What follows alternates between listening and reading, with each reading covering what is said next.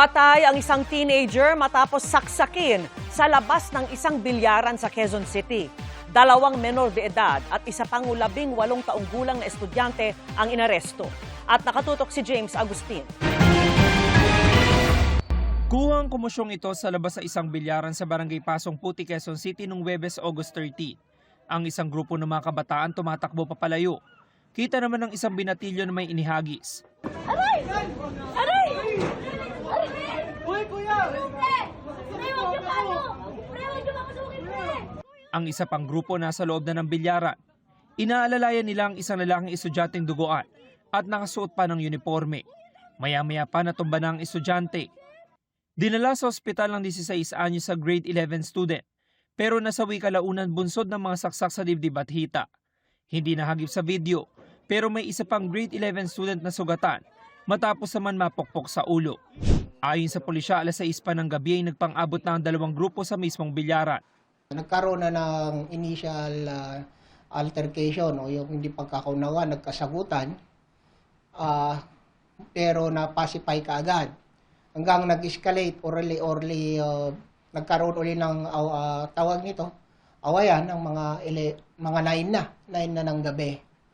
Tapos nagkayayaan yung 2 grupo na labas hanggang sa uwi sa pisikalan na altercation, suntukan na, hanggang sa yung isang suspect. Naglabas ng isang kutsilyo at inundayan ng saksak yung isang biktima. Medyo mapusok din is sa parte ng mga biktima. Pero kaya parang gumanti or yung wrist back ang nangyari sa parte rin ng mga suspect.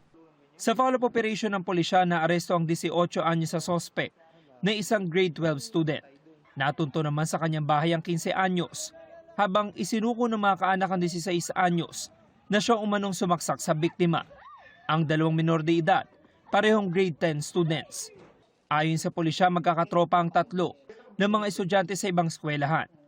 May conspiracy na talagang mula pa nung away nila ng una, yung nagkasagutan sila is natuloy pala yung nag-conspire through their cellphone na mayroong plano na isasagawa nila yung nangyaring saksakan.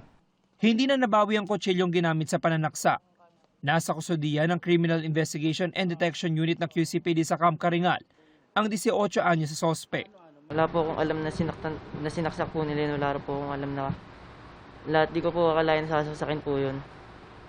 Huli ko na po nalaman, sa police station ko na po nalaman. Ba't ka kaya inaresto?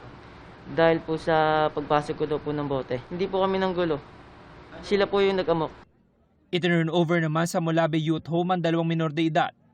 Sinisikap namin kunan ng pahayag ang kanilang mga kaanak. Nasampahan na ang 3 ng reklamong homicide, habang ang 15 anyos ay may karagdagang reklamong physical injury. Sinusubukan pa ng GMA News sa makakuha ang panig ng mga kaanak na nasawing estudyante. James Agustin, nakatutok, 24 Oras.